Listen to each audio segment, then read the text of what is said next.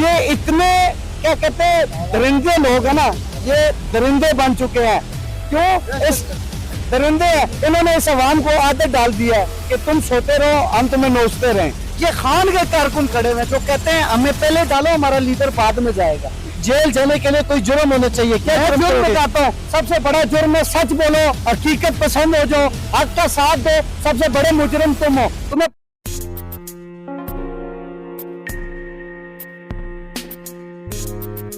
अस्सलाम वालेकुम, मोहम्मद हामिद आपकी खिदमत में हाजिर हुआ हूँ। आप देख रहे हैं मेरा यूट्यूब चैनल योर हामिद।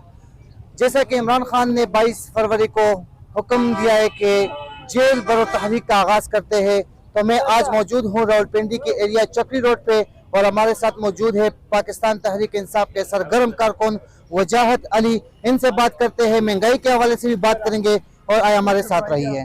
अस्सलाम वालेकुम सर। वालेकुम अस्सलाम। कैसे आप? ठीक है, अल्लाह का शुक्र। सर हमारी तीसरी मुलाकात है क्योंकि आपको आपकी जो बोल है, जो आप बोलना चाहते हैं, लोगों को भी पसंद है। क्या कहेंगे सर आप? पाकिस्तान तहरीक इंसाफ के चेयरमैन इमरान खान ने जेल बरो तहरीक का आगाज शुरू किया है, इस हवाले से क्या राय है आपकी? इस हवाले से राय यही है कि देखें, अभी मुझे तो खान साहब ने तो बड़ी जबरदस्त बात की है कि जी जेल बरो तहरीक स्टार्ट करनी चाहिए। हमारे कारकुन इतने इनकी जेलें छोटी पड़ जाएंगी, लेकिन मुझे खदशा ये भी पड़ रहा है अल्लाह ना करे ये इनको मशवरा चला जाए कि ये लोग इस पे भी टैक्स ना लगा दें। ये कहे जी यहाँ पे खाना खाओगे तो पैसे भरोगे, ठीक है। तो बाकी देखें, किसी न किसी हद पे तो जाना पड़ेगा ना, किसी न किसी मकाम पे तो जाके रुकेगी ये सियासत। ये उलट भी सकती है, लाजिम नहीं है कि जेल बरो तहरीक है तो जेलों में जाके ही कुछ हल निकलेगा। हो सकता है अल्लाह इनके दिलों में रहम डाल दे, इन्हें हिदायत दे दे कि ये उससे पहले बेहतरी की तरफ चला जाए, इन्हें कोई हिदायत आ जाए, ये बदल दे इस चीज को, वो नौबत ही ना आए, ठीक है।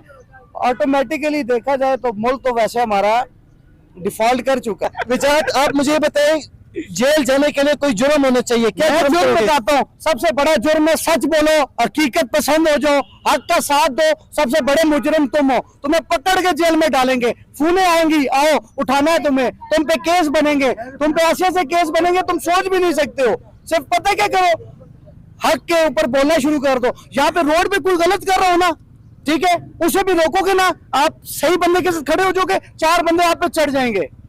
ये हमारा असूल है। ये सिर्फ आप सियासत में बात नहीं करें, ये आप अपने दुनियावी माहौल को भी देखें ना। यहाँ पे गरीब किसी के साथ ज्यादती हो रही होगी, लोग वीडियोस बनाने के लिए तैयार हैं, लेकिन उसकी मदद करने को तैयार नहीं है। सबसे बड़ा जुर्म है सच बोलना स्टार्ट कर दो, हक का साथ देने लग जाओ। सर जी, मरीम औरंगजेब ने कहा है कि पहला खान साहब खुद जेल जाए, फिर वो अपने कारकुनों को भेज दे। और देखें, इनके तो कारकुन भी जेल जाने से पहले बीमारियां गिनवाना शुरू कर देते बाहर। ये खान के कारकुन खड़े हुए जो कहते हैं हमें पहले डालो हमारा लीडर बाद में जाएगा। ये हमारा जज्बा है। इनका जज्बा किधर है? इनका जज्बा कहाँ चला जाता है? इनकी सियासत यहाँ पे खत्म हो गई है। इस अवाम को लूटो, निचोड़ो, इनकी जेबें खाली करो, बाहर भरो। ये बेसिकली पिट्ठू है, ये वो पिट्ठू है, ये कमा के बाहर जेबें भर रहे हैं, ठीक है, अपने बाहर बैंक बैलेंस। मेरी बात सुने, ये आज तैयार करें, ये इस अवाम के साथ स्टैंड करें, ये अपनी चीजें बेचे, इस मुल्क का कर्जा उतारना शुरू करें। ये गरीब अवाम जितनी भी खड़ी हुई है, ये अपने घर मकान हर चीज बेच के इस मुल्क के लिए, इस मुल्क के कर्जे उतारेगी अपने हक से। ये अपनी इज्जत के लिए क्यों नहीं खड़ी होगी? लेकिन ये अवाम क्यों? अभी आपने रिसेंटली एक केस आया, ओवरसीज पाकिस्तानी है, उसने तुर्की को इमदाद की, पाकिस्तान को क्यों नहीं कर सकते? वो यहाँ से गए हैं, लेकिन उन्हें पता है ये चोर के बच्चे खाते हैं। अभी तुर्की में जलजला आया, इन्होंने इमदाद किया। क्या इमदाद किया? सलाम सदकाम यहाँ पे हमारे इन गरीब भाइयों ने इकट्ठा किया कि हम गरीबों की मदद करें, उनके लिए भेजें। इन्होंने वो इकट्ठा कर लिया। आज वो टूर, इनके टूर्स हो सकते हैं, महंगे टूर्स, ये तुर्की कर सकते हैं, ये यूके जा सकते हैं, ये अमेरिका जा सकते हैं, ये अवाम का कर्जा नहीं उतार सकते। ये क्यों उतारेंगे अवाम का कर्जा? ये अवाम भूखी मरेगी, ये सड़कों पे आएंगे। इनके अब नया रेट जो आपका आ गया जी, माशाल्लाह से पेट्रोल का आने लगा 300 रुपए लीटर। मेरी बात सुने, 300 रुपए लीटर। जो रिक्शे वाला यहाँ पे 1000 रुपए की दिहाड़ी लगाता था, वो पेट्रोल पूरा करेगा, घर में बच्चों को पढ़ाई लिखाएगा, घर का खाना पीना पूरा करेगा, या उसमें जहर खरीद के मर जाएगा? भागे क्यों? भागने हम क्यों दें? वो तो अगर हर किसी को हम भागने देंगे तो फिर इस अवाम का तो अल्लाह ही हाफिज है।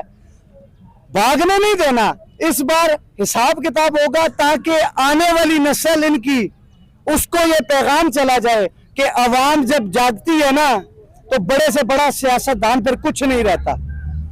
ये अवाम का जो जज्बा है ना, आज यहाँ पे आप आए हो हामिद, आप रेंडमली एक इंटरव्यू करने के लिए आए हो, ठीक है, आप बात कर रहे हैं, आपने बातचीत शुरू की, ये अवाम जो इकट्ठी होगी ये क्यों, ये जागी है, इस अवाम में अब जज्बा है, ये अवाम अब समझी है, ठीक है। पेट्रोल 300 रुपए लीटर, अब जिसने शादी करनी है उसने ढोले वालों को बुलाना है, उन्हें वेले करवानी है, तो हमारे ये जो माशाल्लाह से बाहर से आए हैं, ये वो चाइनीज बंदर जो अभी अब मैं इसको क्या बोलूं, ठीक है, उसने नया बिल पास कर दिया है आपके जी, ये पैसे भी हुकूमत वसूल करेगी। क्यों वसूल करेगी, शादियां करना छोड़ दें, हाँ हर चीज में मतलब भी इनका हर, अब कोई शादी करे उसमें इनका कारकुन खड़ा हो जाएगा कि हाँ जी इतने पैसे हो रहे हैं तो ये इसको इकट्ठा करना शुरू कर दें, ये हो जाए वो हो जाए। मतलब ये इतने क्या कहते हैं दरिंदे लोग है ना, ये दरिंदे बन चुके हैं। क्यों इस दरिंदे हैं, इन्होंने इस अवाम को आदत डाल दिया है कि तुम सोते रहो हम तुम्हें नोचते रहें। ये अवाम अब इन्हें समझ आ रही है, ठीक है, पहले इन्हें समझ नहीं थी। लेकिन मौजूदा हुकूमत इमरान खान को कसूरवार ठहराती है इस वजह की महंगाई इसने की है, क्या कहेंगे आप? जी जी उसने महंगाई की है। अभी यहाँ पे सर्दियां थी तो यहाँ पे जितने खड़े हैं इनसे पूछेंगे लोड शेडिंग होती है जी, लोड शेडिंग होती है? नहीं होती है। अब दोबारा अब अगर गरीब को समझ बूझ आई है ना, अगर अब इन्होंने बोलना शुरू किया तो मेरे हिसाब से पता है इन्हें क्या करना चाहिए, इन्हें बतौर पीटीआई कारकुन नहीं, बतौर इस मुल्क के शहरी, बतौर इस मुल्क की इज्जत शान वकार के लिए स्टैंड लेना चाहिए, बतौर एक जिम्मेदार इंसान अपने आने वाले कल अपने बच्चों के लिए स्टैंड लेना चाहिए। इस अवाम को इन्हें मैं ये नहीं कहूंगा कि आप पीटीआई के सपोर्टर्स बने, और मैं खान साहब को भी ये कहूंगा कि खान साहब बतौर, अगर खान साहब को देखे ना, he is a nice person, बहुत अच्छा इंसान है, लेकिन उनके टोले में उनके काफिले में भी बहुत सारे करप्ट लोग बैठे हुए हैं। सबसे पहला नजरिया, आप जरा साइड पे होइएगा, ये रोड देख लें हमारी, इसके लिए पता नहीं कितना फंड मिला होगा इन्हें, ठीक है, ये हमारी रोड देख लें, ठीक है, यहाँ पे हमारे रोड के हालात देख लें, यहाँ पे इंसिडेंट्स हो रहे हैं, क्या वो टैक्स वो पैसा कहाँ गया? हमारी पीटीआई की पार्टी को देखा जाए तो इसमें भी काफी लोग घपला करने वाले हैं, करप्ट तरीन बैठे हुए हैं। खान को सफाई करनी चाहिए अपनी पार्टी में से, नए इलेक्शंस में नए लोगों को मौका देना चाहिए जिनमें जज्बा हो, जो सवाम को लेके चलना जानते हो, उनके साथ खान को मुशावरत करनी चाहिए, खान को यंगस्टर्स को मौका देना चाहिए। हमेशा यही हुआ, यही देखते आए, इनको इकट्ठा किया जाता है, पार्टीज की बात कर रहा हूं, नारे लगवाए जाते हैं, नाम पूछा जाए तो नाम नहीं आ रहा होता।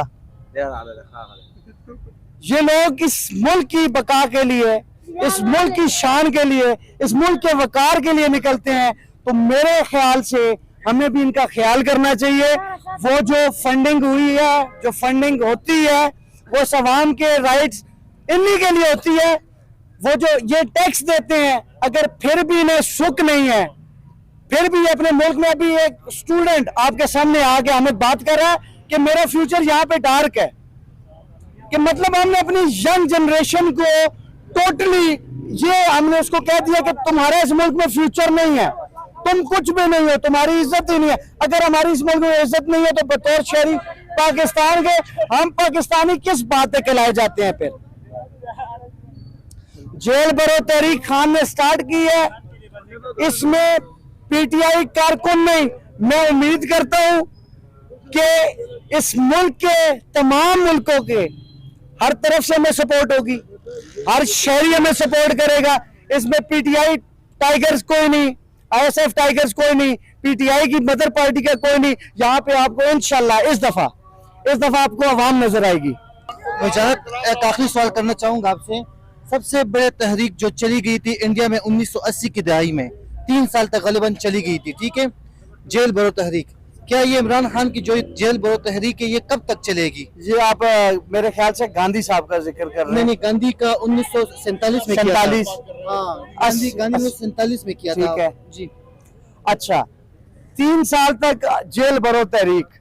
मुझे तो पहले ये बताया जाए कि ये पूरे मुल्क को ही फिर जेल डिक्लेयर कर देंगे, क्योंकि जितनी आवाम पुरजोश बैठी हुई है, जिस तरह का माहौल ये बनाएंगे ना, ये खुदा ना खास्ता अल्लाह माफ करे, ये जंगी माहौल बन रहा है। देखें बात, एक बात याद रखिएगा कि आप बैरूनी मुहाफिज तब बन सकते हैं जब आपका अंदरून साफ हो।